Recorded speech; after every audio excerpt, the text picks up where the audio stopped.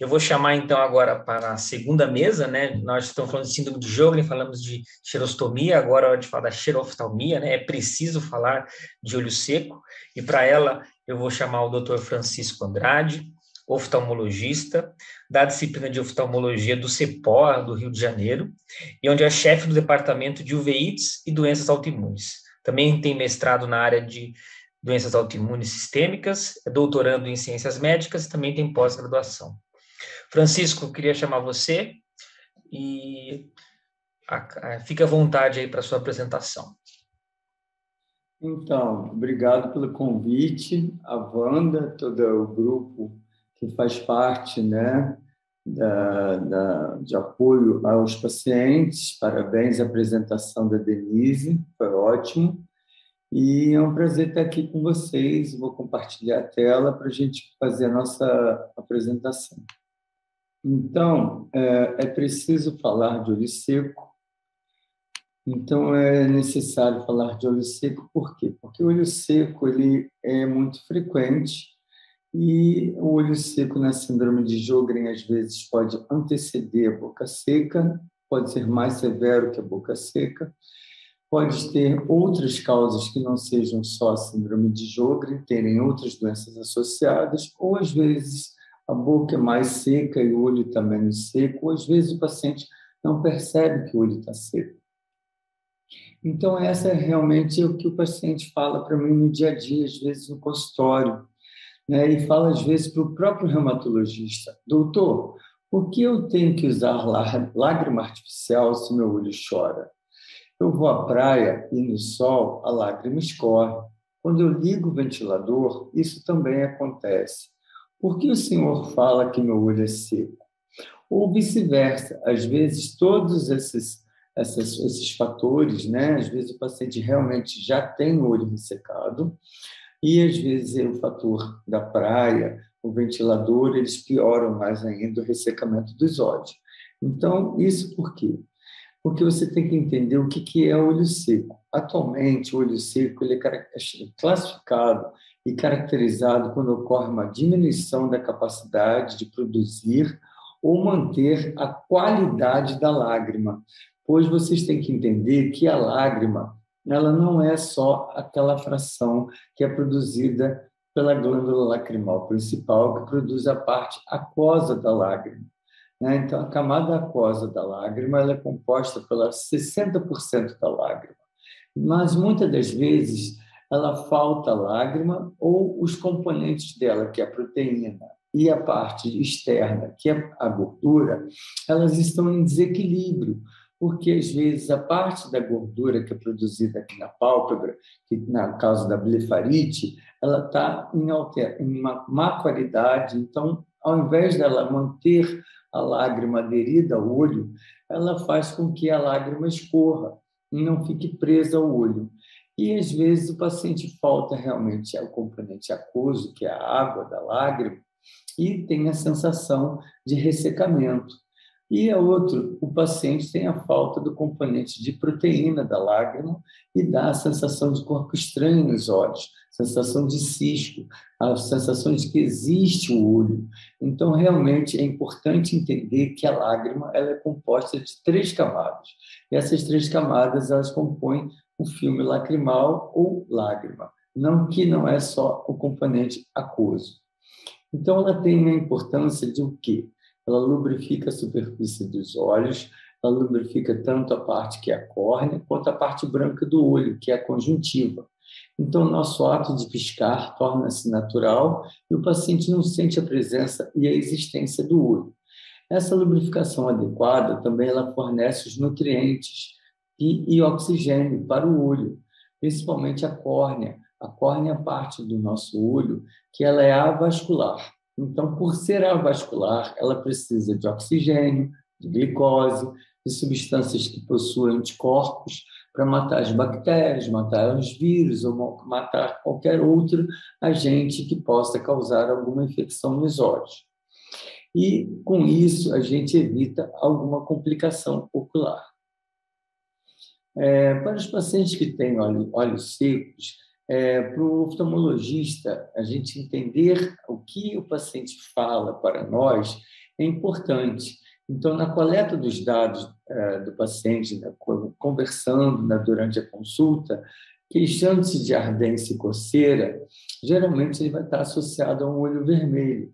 Ou, muitas das vezes, essa coceira ela pode ser do olho seco, ou, às vezes, a coceira pode ser de uma blefarite, pode ser de uma conjuntivite alérgica. Então, ela não é só relacionada ao olho seco da síndrome de Sjögren, artrite reumatoide, do lúpus ou de qualquer ou de hipotiroidismo, uso de antidepressivo ou somatório de várias doenças que o paciente possa vir a ter em que leva essa sintomatologia.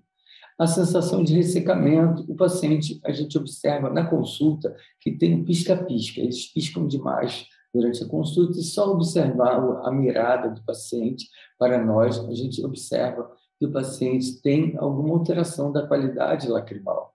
E também esse pisca-pisca pode estar relacionado pelo ressecamento tão intenso que gera uma alteração da qualidade da lágrima e gera um muco, uma secreção espessa. Essa secreção ela gruda nos olhos, o paciente pisca na tentativa de retirar a secreção dos olhos. E isso daí é um fato que observar o paciente é importante, porque ao sentar no consultório e observar e olhar o paciente, esses sintomas estão relacionados a sinais. A questão da vista embaçada. A visão embaçada pode ser tanto por causa de um óculos fraco, quanto por causa de uma ceratite seca. A córnea fica seca, então ela perde a transparência, consequentemente o paciente vê embaçado. Esse DILS é o atual. Foi agora documentado em 2017 e por oftalmologistas que avaliaram a superfície ocular e as doenças que tem na superfície externa do olho que estão relacionadas com a lubrificação. E isso daí, inicialmente, começou em 2008, 2007, um pensamento de fazer uma abordagem mais científica de separar e agrupar melhor o olho seco, que antigamente era agrupado em olho seco Sjögren e olho seco não Sjögren. E depois de um tempo, como agora em 2008 começou esse grupo, a formar pensamentos de distúrbio da superfície do olho relacionadas a alterações da lágrima ou alterações do que estava causando a alteração lacrimal. Então, falando para vocês, que fica na cabeça de vocês a questão de olho Zika. Zika porque em 2003 até 2009 era um grupo que estudava síndrome de Sjögren. Eu participei até em 2008 com o Dr. Roger Levy, a gente foi num congresso que existia só sobre síndrome de Sjögren. Então, ele é em inglês, né? Deixei em inglês porque é original. Esse grupo Zika, ele estudava o olho seco característico da síndrome de Sjögren. Então, era um grupo só. Atualmente, o EULAR, que é um grupo europeu que estuda e agrupa todas as doenças num grupo de uma força-tarefa, um grupo que faz força-tarefa para artrite reumatoide, força-tarefa para lúpus, força-tarefa para SAF, e, nesse caso, tem a força-tarefa para a síndrome de Sjögren. Então, o EULAR é um grupo europeu que estuda muito e que agrupou o que era separadamente um grupo só específico, um congresso específico só de síndrome de Sjögren. E aqui ele englobou a união da ideia e dos conceitos que estão dentro do DILS, que eu acabei de falar, que são os conceitos da superfície ocular corada, pelos corantes que eu vou mostrar para vocês, e o ESDI ele classifica a nível sintomático. Então, foi a união do grupo reumatológico com o grupo oftalmológico, e esse grupo fez uma força-tarefa e está agindo muito bem, atuando muito bem, porque tem um consenso entre nós.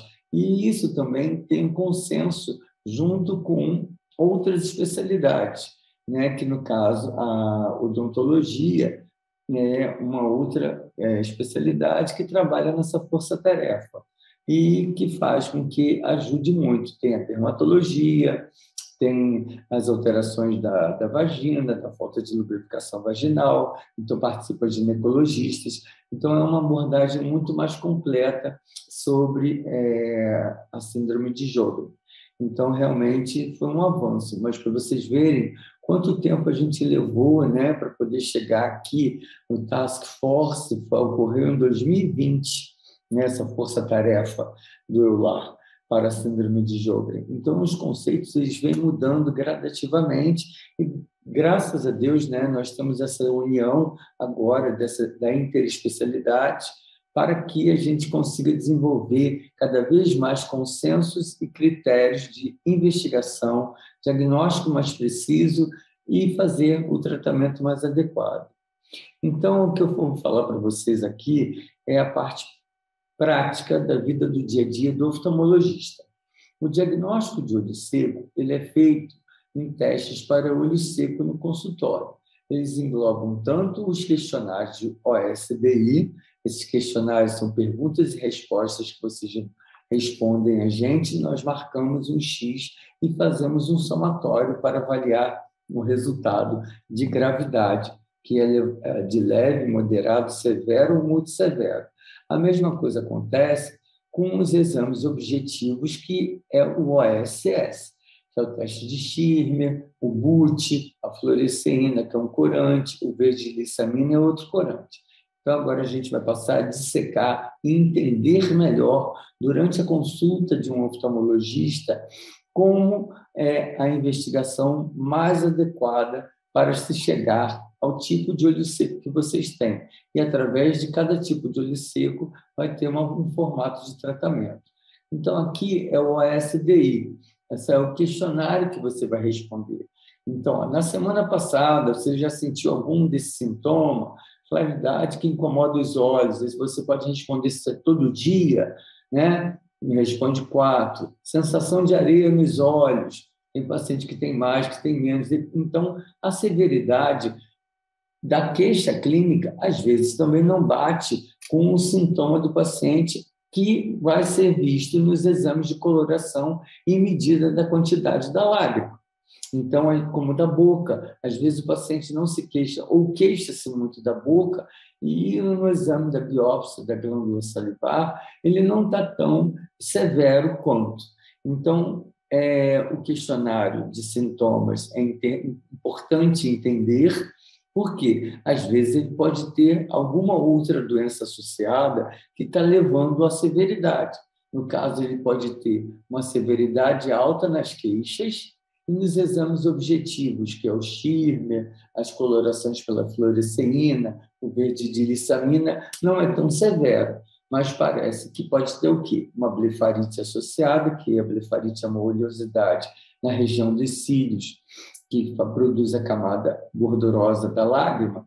Então, a blefarite associada com a síndrome de Sjögren, ou com artrite reumatoide, ou com lúpus, ou com outra doença que leva ao olho seco, ela pode piorar a sintomatologia, as queixas do paciente. Então, a gente chamaria de olho seco misto. Então, esse olho seco misto, ele faz com que necessite de uma abordagem tanto do olho seco da síndrome de Sjögren, da artrite reumatoide, do lúpus ou de qualquer outra doença autoimune que venha a cursar com olho seco, a gente abordar também tratamento da doença ocular, blefarite, né, no caso da sistêmica, paciente que toma antidepressivo, pacientes que tomam diuréticos, pacientes que têm problema de hipotiroidismo, alteração do hormônio feminino, as mulheres, quando entram na menopausa, alteram também a qualidade lacrimal. Então, a queixa pode ser alta e os resultados objetivos do teste de Schirmer, verdilissamina, o BUT e a fluoresceína não vão pontuar tanta severidade.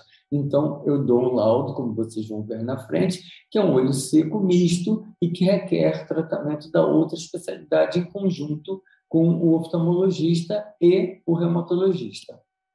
Então, o Schirmer, ele era um cientista que, primeiramente, fez a medida da lágrima. Em 5 minutos, coloca uma fitinha de papel. Essa fitinha de papel é colocada no olho do paciente e E 15 milímetros acima de lágrima é uma lágrima normal, quantidade de lágrima normal. De 15 a 10 é um olho seco leve, de 10 a 5 é um olho seco moderado, abaixo de 5 é um olho seco severo. E de 1, 0 é muito severo.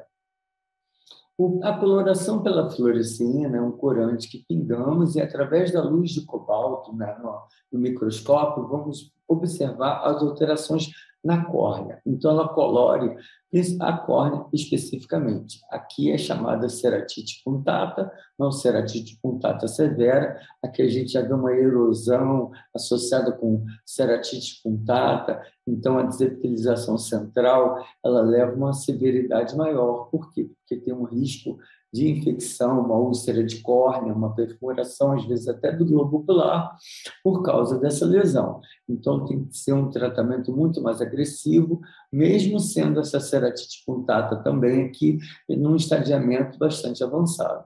Mas muitos pacientes têm apresentações mais leves, que eu tinha slides anteriores, mas eu preferi colocar esses mais severos para vocês entenderem que a visão turva aqui, para demonstrar para vocês que a visão turva que acontece é dessa ceratite punctata. Então, se a córnea não tem transparência, como é que a luz vai entrar no fundo do olho para o paciente enxergar adequadamente? Então, é muito importante a gente tratar da ceratite punctata para evitar essa lesão, para evitar uma infecção, para evitar complicações. O afinamento da córnea também acontece em alguns casos mais severos. Então, é importantíssimo saber o que está acontecendo. É o que eu vou colocar depois para vocês sobre orientações e dicas. A ceratite punctata também dá muita fotofobia. A ceratite punctata também dá sensação de corpo estranho. Então, o exame oftalmológico ele necessita de aparelhos e corantes no qual a gente vai conseguir diferenciar uma lesão ou outra. Aqui eu coloquei esse ilustrativo porque tem pacientes que têm mais idade, e eu também, na época, quando eu fazia residência, a rosa bengala era o corante utilizado. Atualmente, eu vejo de lissamina. Por que mudou? Não porque o rosa bengala arde muito, realmente, demais da conta. Até anestesiados, os pacientes reclamam. Mas o rosa bengala, ele cora tudo, ele cora as células que produzem lágrima, eles coram o muco, eles coram a córnea, eles coram células tumorais, eles coram vários tipos de células, inclusive até as células que produzem a fração gordurosa da lágrima, que é aqui, ó. A gente observa as glândulas que produzem a gordura da lágrima estão junto aos cílios, que são as glândulas de Meibom. Então, ele não é muito específico, ele é muito sensível, mas ele não é específico. Enquanto o verde lissamina, ele é muito específico e sensível. Por quê? Ele vai corar a parte branca do olho do paciente. Os pacientes dizem que viram com olho de Hulk, né? Fica de olho verde. Fiquei de olho verde, mas esse olho verde é um sinal, para mim, oftalmologista, que eu vou pontuar a coloração, parte nasal e a parte temporal. Por quê? Aqui na conjuntiva, ela tem células que produzem tanto o componente de água e o componente de gordura da lágrima. Então, essa pontuação ela é importantíssima para colocar no somatório que vai dar o score, que é a pontuação total, para o reumatologista saber e para o oftalmologista também, a severidade, e o paciente também, consequentemente, da sua severidade. Tomar conhecimento. E depois que a gente inicia o tratamento, tanto o reumatologista quanto o oftalmologista, ou o clínico geral, às vezes, a gente acompanha com esses testes para que a gente saiba como era antes, se o paciente está respondendo ao tratamento.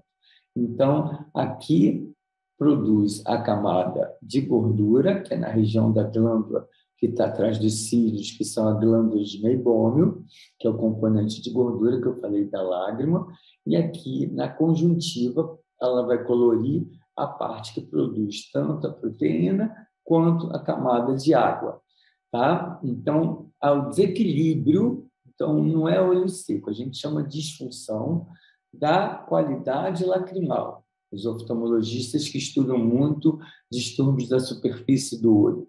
Então, a gente sabe que existe um desequilíbrio tanto do componente que produz água e proteína, ou às vezes um desequilíbrio na produção da gordura, ou um somatório. Você não tem a produção de água adequada, por causa da destruição dos anticorpos que vão invadir a conjuntiva, né, que é a parte branca do olho, e destruir as células que produzem água, gordura e proteína, ou você também tem uma blefarite associada, então é chamado olho seco misto. Então, eu mando para o reumatologista, e vocês que já são meus pacientes e acompanham comigo, e outros oftalmologistas que eu já passo essa pontuação, é interessante vocês entenderem que ela tem esse padrão. Então, o teste de Schirmer ele vai marcar a quantidade de lágrima que o paciente tem. O BUT, a gente pinga o corante de fluorescina e ele se dissolve no olho, e a gente vê o tempo da ruptura da lágrima. O tempo de ruptura da lágrima é break-up time, é o tempo de ruptura que a lágrima faz no olho. Quanto mais baixo o tempo de ruptura da lágrima, quanto menos segundos, porque ela é maior do que 7, 8, ela já passa a ser normal. Nos livros fala acima de 10, mas raramente os pacientes têm um tempo de ruptura da lágrima acima de 10. A fluoresceína são os pontos que o paciente vai ganhar na córnea. Então, a fluoresceína ela pode ganhar em cada olho até, no máximo, 5 pontos. 6 pontos se tiver uma erosão associada, uma perda central, se tiver filamentos grudados na córnea. Então, a pontuação máxima da córnea chega a 5 ou 6. O verde lissamina a gente vai pontuar de 0 até 3, de acordo com a quantidade de pontinhos que nós vamos ver na conjuntiva do paciente. Então, nasal e temporal de cada olho. Então, o somatório da fluoresceína nasal, não, a fluoresceína do olho direito, que cora a córnea, e o verde lissamina, que cora a parte branca, que é a conjuntiva, essa pontuação para o reumatologista vai cair aqui. Então, que é o score total. Maior ou igual a 5 pontos é ceratoconjuntivite sica, de Sjögren, né? Mas só que isso daqui é um padrão criado para que a gente faça o diagnóstico que ela é característica de síndrome de Sjögren. Mas, muitas das vezes, o paciente tem um Schirmer muito alto, né? Ele mede 20 milímetros e ele consegue uma pontuação de 5. Então, faz a coloração toda pela fluoresceína na córnea com ceratite, cora a conjuntivite da síndrome de Sjögren, ele ganha pontuação de 5, mas só que o Schirmer dele é aquilo que eu falei no início. Como é que no olho escorre? Porque ele tem uma lágrima associada à falta da quantidade de parte aquosa ou de proteína, mas ele tem blefarite associada. Então, a blefarite associada, que é o componente oleoso, vai aumentar o teste de Schirmer dele e o paciente vai ter uma quantidade maior de lágrima. Então, não é obrigatório, não é mandatório um paciente que tenha teste de Schirmer, às vezes até 15, mas só que a pontuação dele é severa. Isso é raro acontecer, mas acontece, porque geralmente ele tem um olho seco misto. Então, o tratamento do olho seco ele vai estar baseado de acordo com o resultado dos testes para o olho seco. Aquele que eu falei para você, os questionários e o ASS, que são o teste de Schirmer, break-up time, fluoresceína e verde lissamina, que são os corantes. Em leve, moderado, severo e muito severo.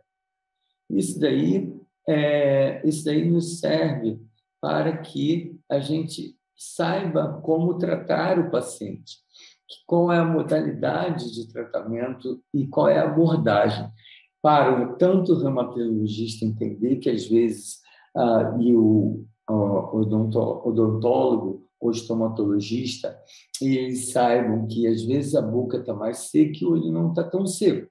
Ou, às vezes, a boca está seca, boca seca e o olho está muito seco. Então, às vezes, eu faço tratamento mais específico para o olho e o reumatologista vai entender realmente como lidar sistemicamente com o paciente. Então, por que tratar? Porque tratar é para vocês diminuírem os danos aos olhos, né? E cada vez mais o paciente que deixa o tempo passar também, ele aumenta os riscos de complicações. Então, muitas das vezes, a doença ela flutua, tem momentos de melhora, momentos de piora, fatores ambientais pioram. Então, o paciente, às vezes, lembra mais que tem que usar medicação, que são os colírios, usar óculos de proteção, ficar menos no vento, ficar em casa, né, no ar-condicionado, resseca os olhos, colocam tem pacientes que usam um vaporizador para manter o ambiente mais agradável, porque o calor é intenso, e as pessoas da família que convivem precisam também do ar-condicionado. Mas, às vezes, está no carro, resseca o olho, então não direcionar o ar-condicionado do carro ou diminuir o ar-condicionado do carro, a potência, para que não resseque seus olhos. Aumente ou intensifique a lubrificação, lubrificantes em forma de gel, nesses momentos se faz necessário. E diminuir o risco de infecções. Essas infecções é aquilo que eu falei, pode dar úlcera de córnea, conjuntivite de repetição, blefarite infecciosa, entupimento do canal lacrimal, gerando infecções do canal lacrimal, e vão piorar mais ainda o paciente que tem uma falta de lágrima e tem infecção associada. Então, vai ficar necessitando de usar antibiótico, às vezes colírio associado com corticóide. Essa corticodependência, né, pode causar complicações e danos à visão, que a gente pode ver no paciente que tem dano à visão, principalmente no caso da ceratite. A ceratite leva uma ulceração, essa ulceração pode ser até tratada, uma ulceração infecciosa. Pode ser tratada, mas pode deixar uma mancha no centro da córnea e o paciente ficar com baixa visual. Então, às vezes, até a gente conseguir, né, melhorar essa baixa visual que pode acontecer com tratamento, às vezes, a laser, às vezes um tratamento com transplante de córnea, ele tem que estar com a doença do olho e sistêmica equilibradas para a gente poder dar um passo à frente e recuperar a visão. Então, fazer sempre o tratamento, acompanhar direitinho para evitar que você tenha essa complicação e que não fique com dano visual, que às vezes vai demorar muito tempo para conseguir recuperar. Então, na sequência de tratamento, a gente utiliza colírios lubrificantes. Os colírios lubrificantes, eles vão depender da severidade, como eu falei para vocês. Podem ser colírios lubrificantes. Na grande maioria dos casos, a gente utiliza colírios lubrificantes que são colírios que têm conservante virtual, que quando você pinga no olho, ele desaparece. Os colírios com conservante, para os pacientes, mesmo que tenham olho seco leve, o conservante ele faz com que o cloreto de benzalcônico, que é uma substância que conserva o colírio para não ter contaminação do colírio, que muitas das vezes a gente toca no olho. Está vendo aqui o paciente, né, abaixando a pálpebra, afastando a pontinha do colírio para ele não tocar no olho. Então, por quê? Essa substância ela protege contra a contaminação do colírio e evita que o paciente tenha uma infecção ocular. Na grande maioria dos casos, pacientes com síndrome de Sjögren, eu preconizo usar colírios sem lubrificante, tá? Porque os lubrificantes eles vão chamar mais células inflamatórias para o olho e irritar mais o olho do paciente. Então, se já é um olho que é sensível, você usar uma substância que vai arder, vai incomodar mais ainda os olhos e vai estimular mais ainda a alimentar ao processo inflamatório.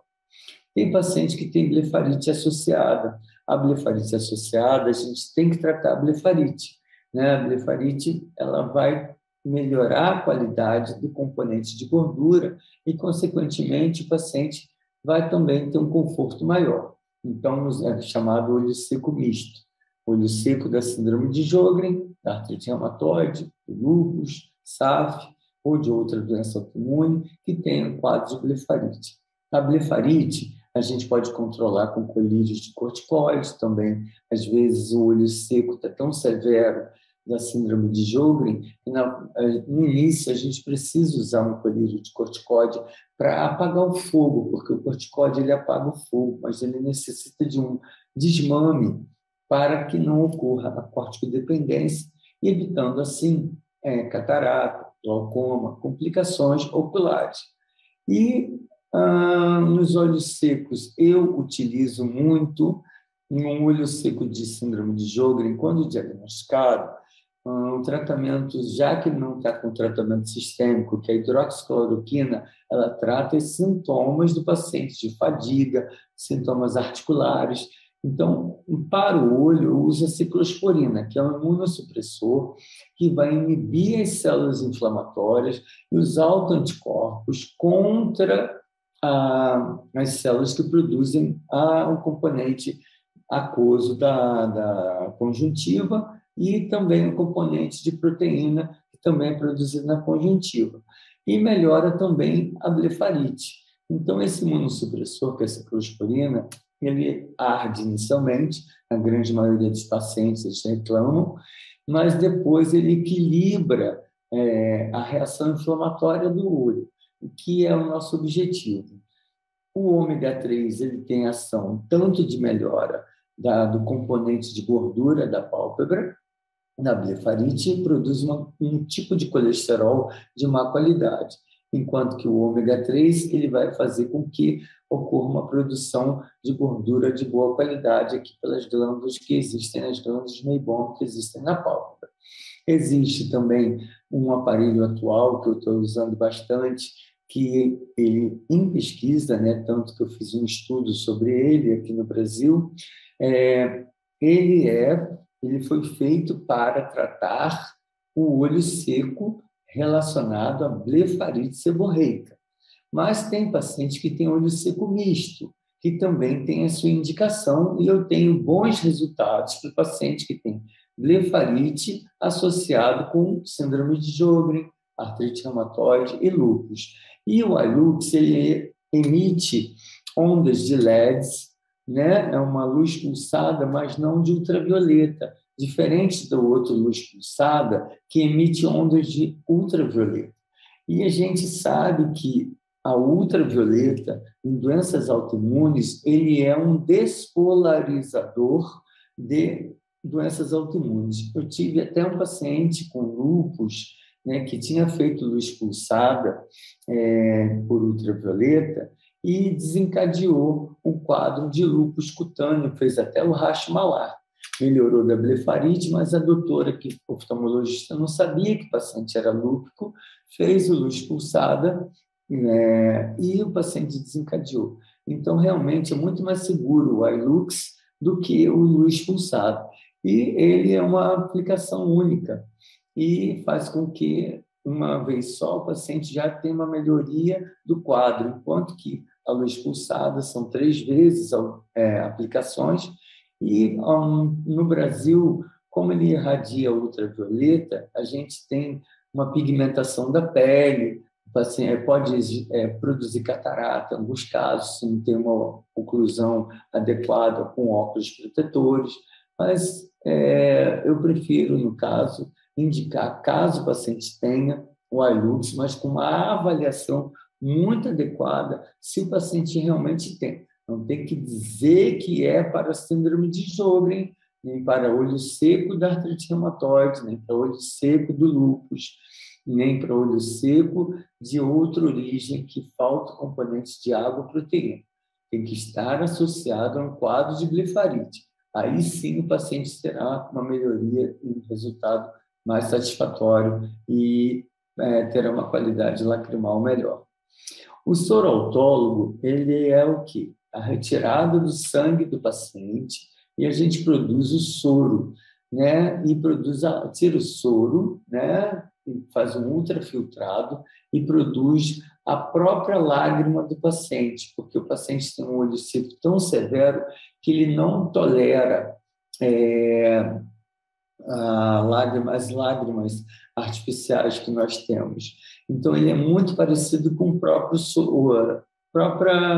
um ultrafiltrado que parece com os componentes do próprio olho, e com isso ele carrega, né, anticorpos, mas tem em contrapartida alguns estudos falando que o soro-autólogo ele leva também junto com ele os autoanticorpos da síndrome de Sjögren.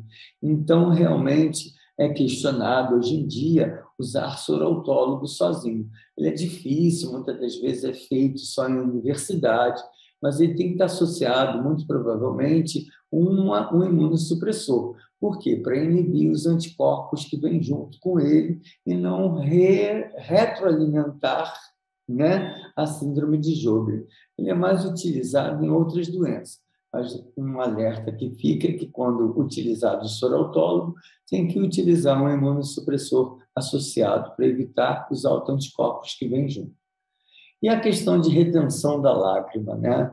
A retenção da lágrima ela é feita através de oclusões tanto do canalículo lacrimal quanto do ponto lacrimal.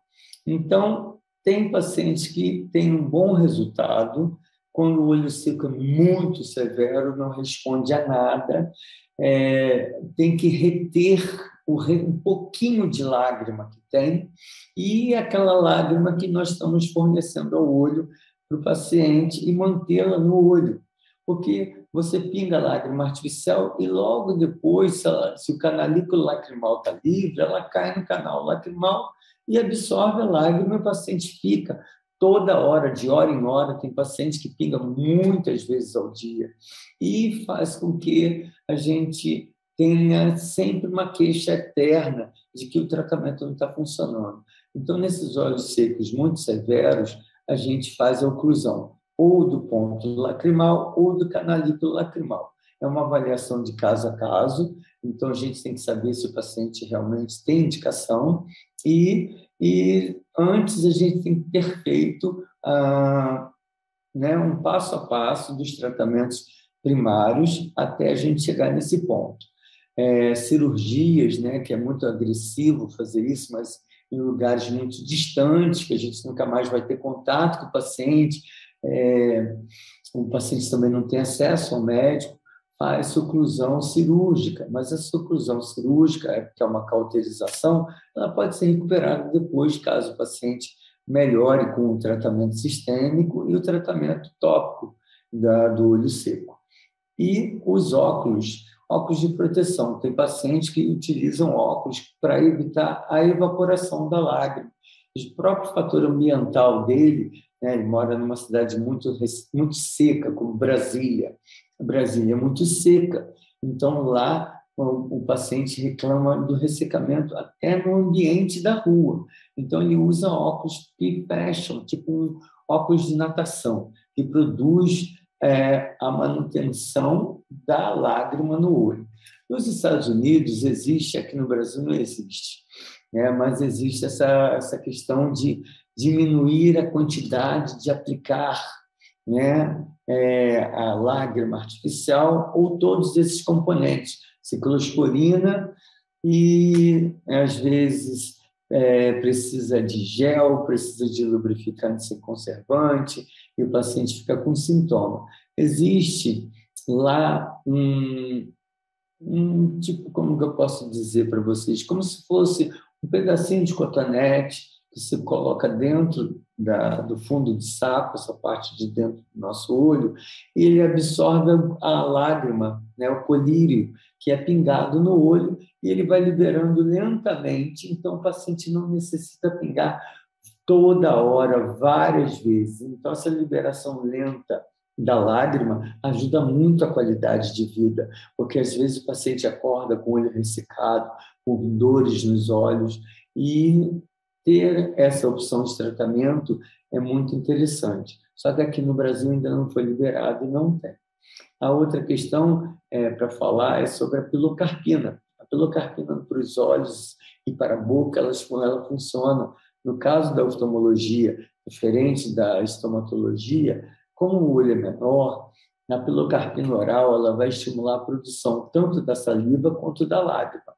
A boca precisa de mais saliva do que o olho precisa de lágrima. Então, a pilocarpina ela vai ajudar a produzir lágrima. Então, ela tem efeito adverso de alguns pacientes apresentarem cólicas, incômodos, mas existe também produto importado que dá menos queixa. Mas isso daí é de caso a caso, caso o paciente possa, se sinta bem, se tenha resposta. Então, a avaliação do paciente por completo, o acompanhamento, não é de primeiro contato, que a gente já vai saber, em fórmula de bolo, fazer um tratamento igual para todo mundo. Cada paciente, de acordo com a sua apresentação de severidade, vai ter uma modalidade de tratamento. Mas é importante saber que existem um leque de opções que a gente pode contar atualmente para poder ajudar vocês. E essas dicas importantes, elas são, que eu sempre coloco, né, nas apresentações para pacientes, elas são super úteis. Essa questão de piscar regularmente, porque o computador faz a gente fixar o olhar. E fixando o olhar no computador, fixando o olhar no celular, a gente pisca menos. Então, esquecer de piscar faz com que a lágrima evapore para o ambiente. Evaporando para o ambiente, ela piora o ressecamento do paciente. Então, piscar regularmente, ele é ótimo para que a gente, pelo menos, piscar, fechar um pouquinho, porque pingou o colírio, fecha os olhos, espera um pouco a lágrima agir sobre o olho, ou a ciclosporina, espera agir no olho, e isso vai manter o olho bem hidratado, pelo menos por um tempo maior. Usar o umidificador em casa e no local do trabalho, como eu falei para vocês. Procure se hidratar, ingerindo água com maior frequência. Lógico que eu observo muito a queixa dos pacientes que acordam de madrugada para ir ao banheiro, porque a sede, que é a falsa sede, pela boca seca, o paciente bebe muita água. Então, fazer a utilização da saliva artificial para sentir menos sede faz com que vocês não acordem com o olho ressecado de madrugada, com dor empontada no olho. Eu indico sempre usar um lubrificante em gel para vocês utilizarem antes de dormir, porque ao acordar para ir ao banheiro, necessidade que vai acontecer naturalmente, o paciente que tem um olho seco severo ou uma boca seca severa, você pode sentir esse desconforto. Então, essa hidratação ela tem que ser pensada se realmente é necessidade de água ou é por causa da sensação da boca que está seca. Por isso que a doutora Denise falou uma coisa certa e é correta. Vocês têm que, como a boca está sempre úmida, o dia inteiro tem produção de saliva. Então, lembrar que utilizar a saliva artificial para que não dê essa sensação de que eu estou desidratado, estou com sede. Pratique higiene da área dos olhos. Essa higiene pode ser com shampoo Johnson & Johnson, que não evita os olhos, ou um shampoo neutro, ou a própria água filtrada, fazer a higiene dos olhos, isso é importante. Utilize produtos específicos, de preferência de pH compatível com a pele, aquilo que eu falei para vocês. Por quê? O shampoo Johnson & Johnson, shampoos neutros para fazer higienização no caso da blefarite, ou secreção, às vezes o paciente fala que tem uma remelinha no canto dos olhos, então isso aí incomoda o paciente. O muco, que fica viscoso e o paciente não consegue às vezes abrir os olhos ou piscar, essa secreção vai incomodar os olhos. Então, pH neutro é ótimo, porque vai evitar a ardência. Tanto que até a propaganda do shampoo para bebê é que não arde os olhos, então aquilo ali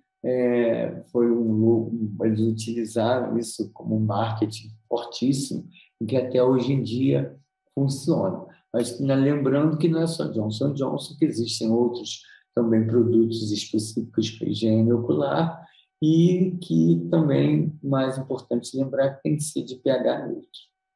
Cuidado com o uso excessivo de tecnologia, que eu falo. Tecnologia que eu falo é a tecnologia da informação, que atualmente é o computador e é o celular. Então, não quer dizer que não vai usar, mas tem que ter um tempo de uso, um descanso, um repouso, lubrifique os olhos, pisque mais. Então, faça pequenas pausas nos seus celulares, nos seus tablets, nos seus computadores. Não usar lentes de contato além do período recomendado. Por quê? A lente de contato ela vai puxar a lágrima, o componente aquoso da lágrima, vai ressecar mais os seus olhos e ela pode grudar realmente nos olhos. Existem lentes de contato específicas que têm menos necessidade de manter-se gelatinosa, que contém componente de silicone. Então, são as lentes de silicone e hidrogel. E elas necessitam só de 38% do componente aquoso da lágrima. Mas, mesmo assim, não é bom dormir de lente de contato.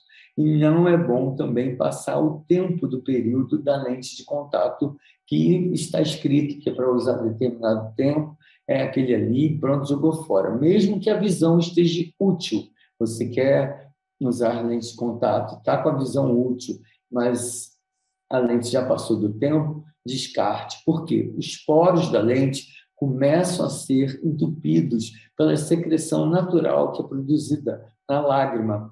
Então, é uma secreção espessa, rica em cálcio. Esse cálcio entope os poros da lente, ela não vai ficar oxigenada a córnea e também não vai passar os nutrientes e, consequentemente, vai grudar na sua córnea e vai piorar a sua quadro de ceratite. Ok? Francisco, peço se você puder concluir, que a gente está um pouquinho atrasado, eu agradeço muito. A mensagem para casa é essa: entender e saber se o paciente tem olho seco, o tratamento é baseado na severidade, não deixar de acompanhar e manter o tratamento, um acompanhamento e o diagnóstico é feito entre as especialidades, tá? Entre oftalmologista, reumatologista e, às vezes, também clínico geral e o odontólogo ou estomatologista. Ok? Obrigado, gente. Qualquer coisa, estou aqui para perguntas e respostas.